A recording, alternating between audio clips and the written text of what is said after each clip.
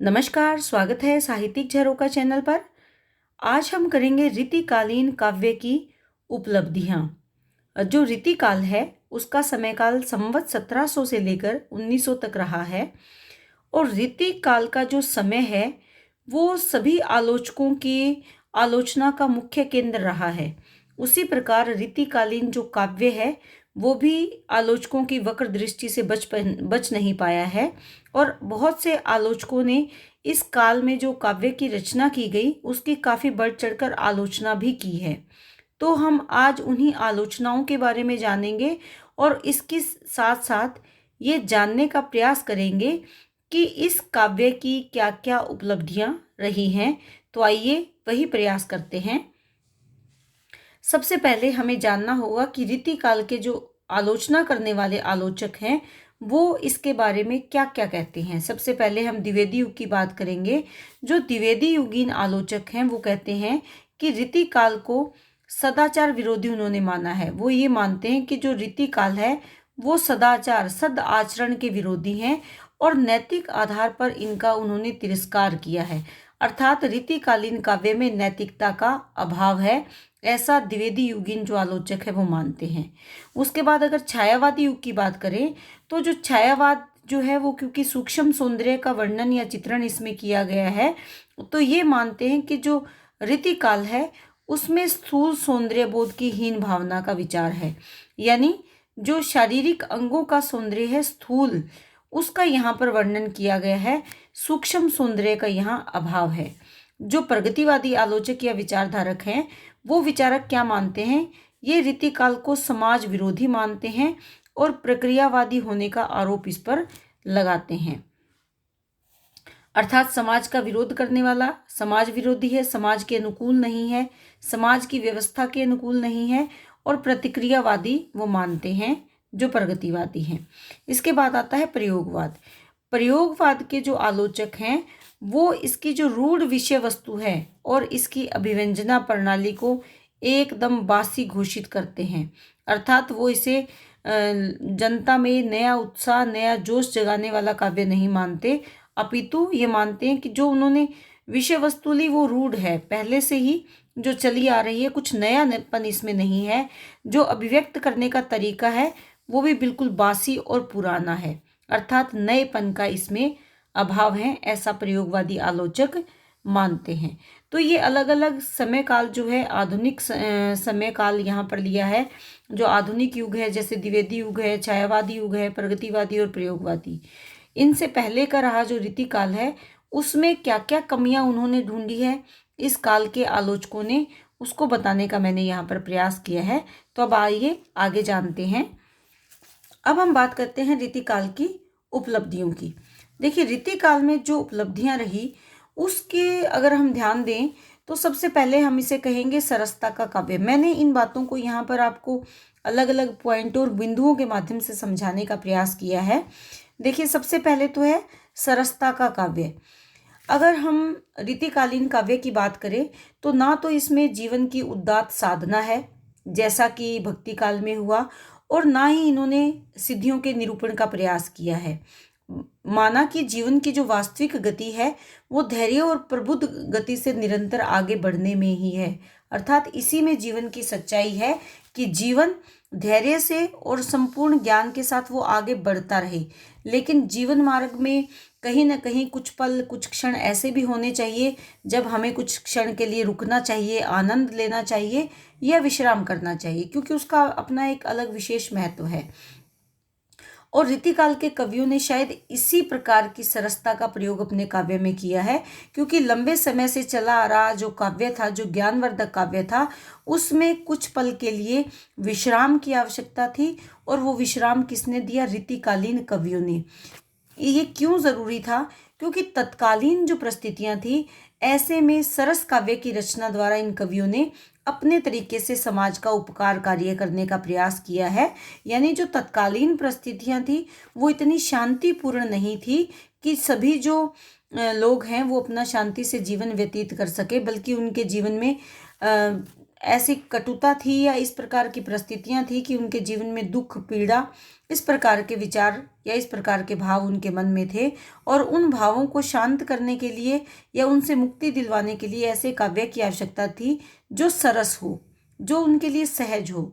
तो वो कार्य किसने किया? रीतिकालीन काव्य ने वो कार्य किया। उसके बाद मनोरंजन। वैसे तो इन दोनों में कोई अलग ज़्यादा अंतर नहीं है, फिर भी देखिए रीतिकालीन जो काव्य है उसका जो भी उन्होंने विषय लिया, वो विषय कोई बहुत ही अधिक उदात्त नहीं है, और ना ही उसमें नैतिकता के बहुत अधिक गुण हैं। यानी नैतिक मूल्यों पर की कसौटी पर भी रीतिकालीन काव्य खरा नहीं उतरता, उसका भी इसमें अभाव है। लेकिन कला का मूल जो उद्देश्य होता है वो केवल या तो बड़े बड़े उद्देश्य लेकर ही कला नहीं चलती। ऐसा नहीं है कि कला का मुख्य उद्देश्य ही नैतिकता स्थापित करना हो, कला का मुख्य उद्देश्य ही समाज की व्यवस्था सुचारू रूप से चलाना हो, ऐसा नहीं है। क्योंकि कला का जो एक मेन या मुख्य उद्देश्य रहता है वो होता है मानव को संतोष या आनंद की प्राप्ति। वो किसी भी तरीके से प्राप्त किया जाए, किसी भी तरीके से मानव को आनंद दिया जाए, और शायद रीतिकालीन जो काव्य है उसका मूल्यांकन कला के इसी उद्देश्य को ध्यान में रखकर किया जाए।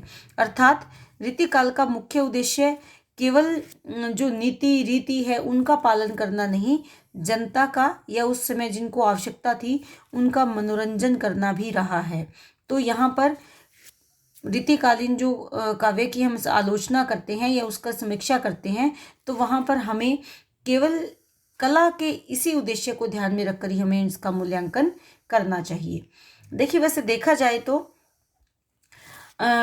अगर हम ध्यान दें तो रीतिकालीन जो काव्य है उसमें उस समय में जो लोग थे वो काफ़ी निराशा के शिकार थे, उनके मन में बहुत अधिक पीड़ा थी।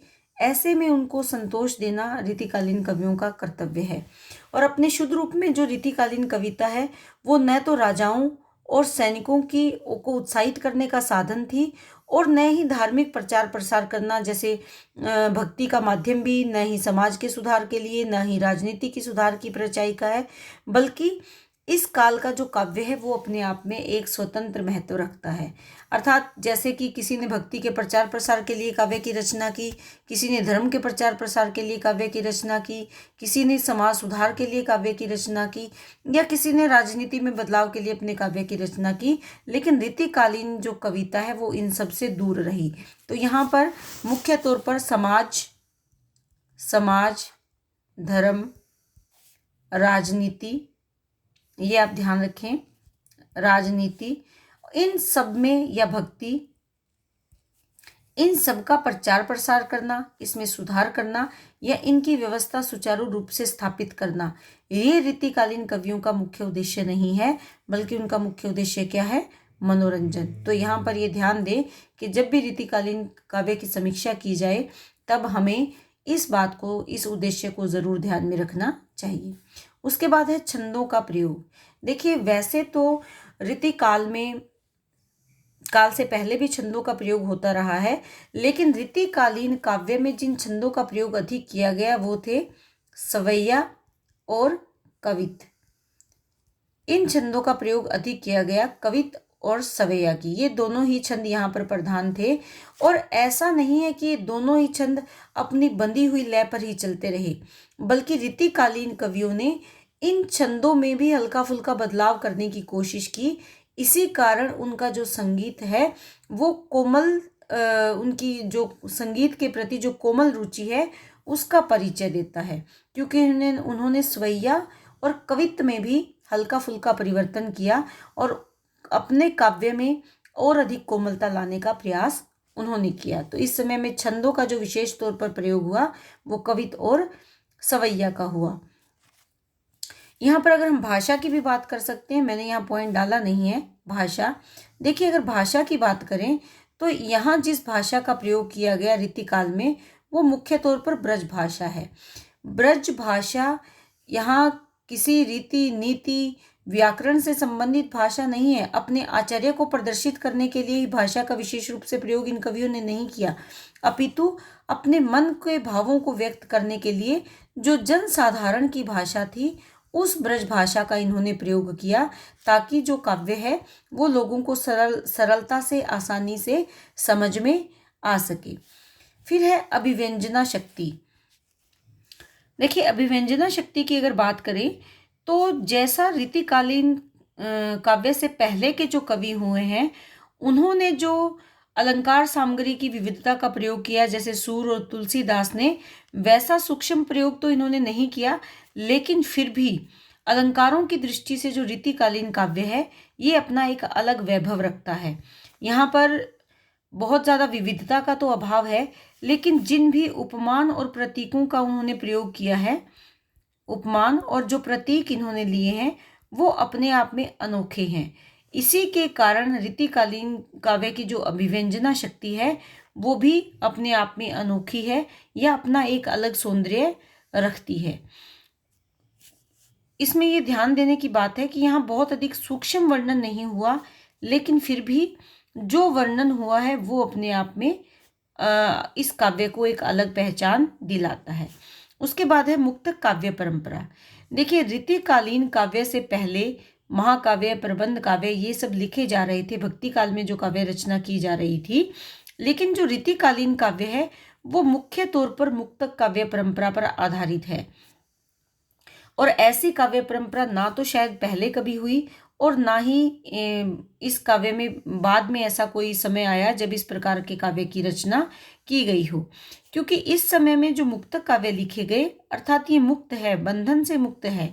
इस काव्य परंपरा में जो काव्य की रचना हुई वैसी इसलिए नहीं हो पाई क्योंकि इस काल के जो कवि हैं इन्होंने अपनी काव्य रचना को बहुत जल्दी जल्दी लोगों तक पहुंचाने का प्रयास किया। इसीलिए चाहे वो महाकाव्य है, चाहे वो प्रबंध काव्य है, उनको लिखने में लगने वाले समय की बचत के उद्देश्य से उन्होंने मुक्तक काव्य की रचना की। कम समय में अपने भावों को कैसे अभिव्यक्त किया जाए और उन भावों और विचारों को कैसे जल्दी से जल्दी लोगों तक पहुंचाया जाए, इसी कारण जो रीतिकालीन काव्य है उसमें भारतीय मुक्तक परंपरा का अपूर्व विकास इसमें देखा जा सकता है। तो ये इस तरह से भी महत्वपूर्ण है कि रीतिकाल में जो मुक्तक काव्य लिखे गए ये हिंदी काव्य को समृद्ध बनाने में अपना महत्वपूर्ण योगदान देते हैं। उसके बाद है रीति मुक्त काव्य। देखिए, रीतिबद्ध और रीति सिद्ध के बारे में तो हम बात कर ही रहे हैं, लेकिन क्योंकि वो तो बंदी बंदाई परिपाटी पर चल रहे थे, जो एक आचार्य से प्राप्त उनके जो ज्ञान था उसको धर्म संप्रदाय या जो अलग अलग विचारक थे उनको आधार बनाकर जो रचना की जा रही थी वो तो रीतिबद्ध और रीति सिद्ध के माध्यम से हम जान चुके हैं। लेकिन रीतिकालीन काव्य की एक मुख्य अगर विशेषता की बात करें तो वो है रीति मुक्त काव्य। देखिए, रीति मुक्त जो काव्य है इस काव्य में रीति काल की बंदी बंधाई परिपाटी से मुक्ति देखी जा सकती है। और इस काव्य को आचार्य शुक्ल ने तो स्वच्छंदतावाद का पूर्वाभास भी माना है, जो रीति मुक्त काव्य धारा है। रीति मुक्त कवियों ने काव्य के प्रति जो आत्मप्रक दृष्टिकोण की प्रतिष्ठा की है उन्होंने, और जीवन व काव्य में व्याप्त जो रूढ़िवादिता थी उस रूढ़िवादिता का तिरस्कार किया है। यानी जो पहले से परंपरागत तौर पर जो लेखन कार्य किया जा रहा था उसी पद्धति उसी रीति को अपनाकर उसको तिरस्कृत किया है, उसको तोड़ने का प्रयास किया है रीति मुक्त काव्य धारा के कवियों ने। अगर कविता की रचना में इन्होंने सयास ही शिल्प विधान को ये महत्व नहीं देते, अपितु इनके जो भाव हैं उनकी सहज अभिव्यक्ति इन्होंने अपने काव्य के माध्यम से की है। अर्थात ये स्वाभाविक रचना पर विश्वास करते हैं, कहीं पर भी जोर जबरदस्ती अपने काव्य के साथ इन्होंने नहीं की। इसके साथ साथ अगर देखें तो रीति मुक्त कवियों का मुख्य विषय प्रेम है, परंतु ये जो प्रेम का भाव है इसमें ना तो कोई संप्रदाय है, ना ही कोई समाज है और ना ही किसी शास्त्र को इन्होंने आधार बनाया है इस प्रेम भाव की अभिव्यक्ति के लिए, क्योंकि ये जो प्रेम है ये इनका व्यक्तिगत प्रेम है और व्यक्तिगत प्रेम को इन्होंने स्वच्छंद भावों के माध्यम से अभिव्यक्त करने का प्रयास इन्होंने किया है। वैसे अगर देखा जाए तो कहा जा सकता है कि हिंदी साहित्य इतिहास में जो रीति मुक्त काव्य है उसे शुद्ध कविता की खोज का प्रथम प्रयास भी स्वीकार किया जा सकता है। यानी शुद्ध कविता की खोज का प्रथम प्रयास कहाँ हुआ था? रीति मुक्तकालीन काव्य में हुआ था। इसके बाद अगर हम बात करें, रीतिकाल के दौरान न केवल श्रृंगारपरक काव्य की रचना हुई बल्कि वीर काव्य, भक्ति काव्य व नीति काव्य का भी विकास यहाँ पर हुआ। वीर काव्य के अंतर्गत जैसे भूषण और लाल, इन कवियों ने अपना विशेष योगदान दिया। गुरु गोविंद सिंह जी का नाम भी इसमें लिया जा सकता है।